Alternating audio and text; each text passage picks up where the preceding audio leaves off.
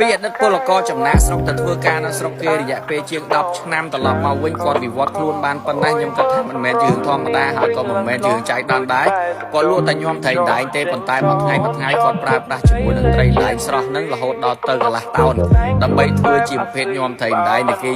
ញ៉ាំផ្ទាប់ជាមួយនឹងស្វាយជាមួយនឹងបន្លែជាមួយអីដូចអ្នកនរគ្នាបានឃើញនឹងអញ្ចឹងណាហើយដើមកំណើតនៃការធ្វើញោម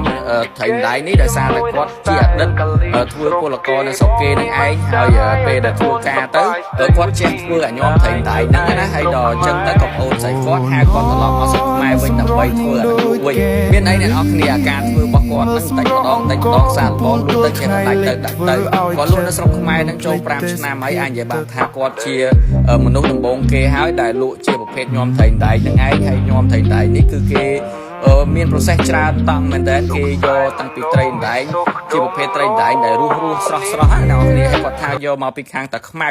ហើយសំបីតែបន្លែប្លុករបស់គាត់ហ្នឹងក៏យកមកពីខាងកំពង់ធំយកមកពីអីចឹងទៅសុទ្ធតែជារបស់ធម្មជាតិដែលប្រជាកសិករដាំតែផ្ទាល់តែម្ដងហើយត្រីដែងយកមកដូចឃើញអញ្ចឹងគឺរស់ហើយបានគាត់ចាប់ផ្ដើមធ្វើហើយបានគេយកទៅបំពងនិយាយទៅបំពងមកតង់ហើយបានចាប់ផ្ដើម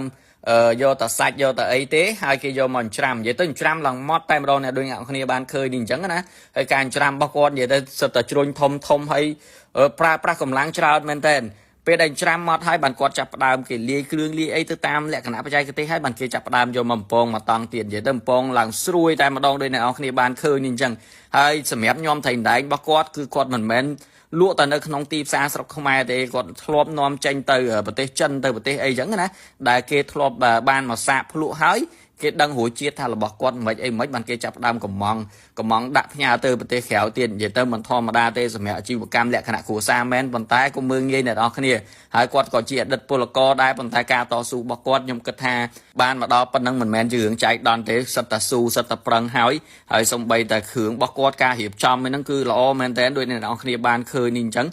គាត់ប្រើប្រាស់ជាមួយនឹងអាត្រីដែងហ្នឹងបំពងឡើងស្រួយហើយគេប្រើប្រាស់ជាមួយនឹងទឹកត្រីហើយបើលក្ខណៈទឹកត្រីរបស់គាត់មិនមែនជាទឹកត្រីបុកឬក៏ទឹកត្រីកោះកុងទេប៉ុន្តែជាទឹកត្រីគាត់លាយ